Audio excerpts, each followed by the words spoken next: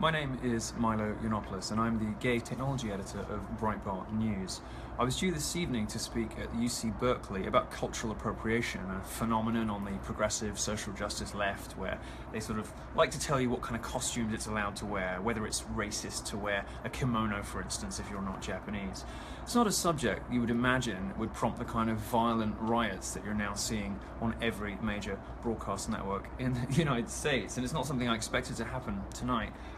But it turns out that the progressive left, the social justice left, the feminist Black Lives Matter, Antifa left, the hard left, which has become so utterly antithetical to free speech in the last few years, is taking a turn post-Trump's election where they simply will not allow any speaker on campus, even somebody as silly and harmless and gay as me, to have their voice heard. They won't allow students to listen to differing points of view. They're absolutely petrified by alternative visions of how the world ought to look, and people with arguments and fact and reason that don't conform to the crazy social justice left vision of the universe. So I was evacuated by my security detail and by the police tonight from UC Berkeley.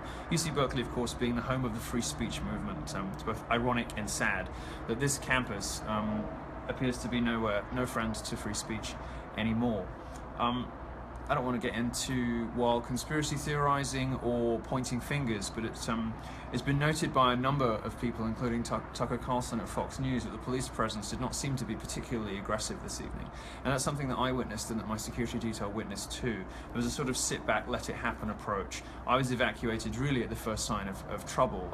Trouble did get a lot worse after I did leave, so I think I'd have had to leave anyway. So this event may never have got off the ground. It seems as though the university and police didn't really want it to happen. But the fact that on an American college campus, a place of higher education, a place of learning in America, which I've come to as a visitor from the United Kingdom, where we don't have a First Amendment, hoping that this would be somewhere where you could be, do, and say anything, where you could express your views, express your opinions, crack some jokes, make people think, make people laugh, free from violent responses to political ideas. I thought America was the one place that would be possible. I am, of course, not the racist or the sexist or anything else that the posters that they put up claim that I am. They do that in order to legitimize their own violence against you. But even if I were, even if the things that they said about me were true, this still wouldn't be an appropriate response to ideas.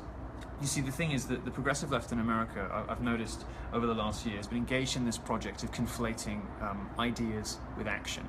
And the reason they want to do that, the reason they introduce these words like student safety, like if you're a conservative speaker, you represent a threat to student safety. They do it to blur the lines between ideas and action. Why? To legitimize their own violent responses to somebody else's political opinions. They don't like what I have to say about feminism, for instance, or Black Lives Matter, or the campus wage gap conspiracy, or campus rape culture conspiracy, or the wage gap, or any of the other things that I like to investigate with facts, reason, and logic. They don't like responses to that, so they claim that I'm a threat to student safety. Now, universities are complicit in this stuff. They haven't just inculcated the environment in which it springs up, but they actively pander to it, and in some cases even fund it.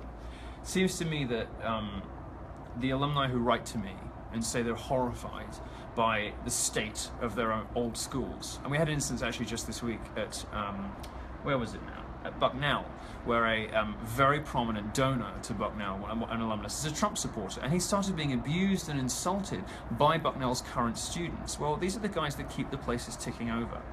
So, it's not for me to tell American higher education institutions, American universities and colleges, how to proceed, but something very disturbing happened this evening, and it was an expression of political violence in response to a not particularly conservative gay speaker on an American college campus, a visitor from the UK who had come, to express his views, to speak to students, to start a discussion, a dialogue. Something very disturbing happened on UC Berkeley campus this evening, and the response to it from other colleges, I think, is going to determine whether people really lose faith entirely in the American higher education system, whether they are prepared to send their kids to these places and to keep funding these places. But in the meantime, I'm just sitting in a hotel room stunned that hundreds of people were throwing rocks, throwing goodness knows what else at the building, throwing fireworks at the police, and had to be subdued, according to reports I heard, with tear gas and non-lethal bullets, because they're so threatened by the idea that a conservative speaker might be persuasive and interesting and funny and might persuade, might take some people with him. They just have to shut it down at all costs. As America of all places now is a scene of political violence in response to ideas. It's very shocking, but I'm safe, my team is safe, and I'm sure you'll hear a lot more about this in the days to come.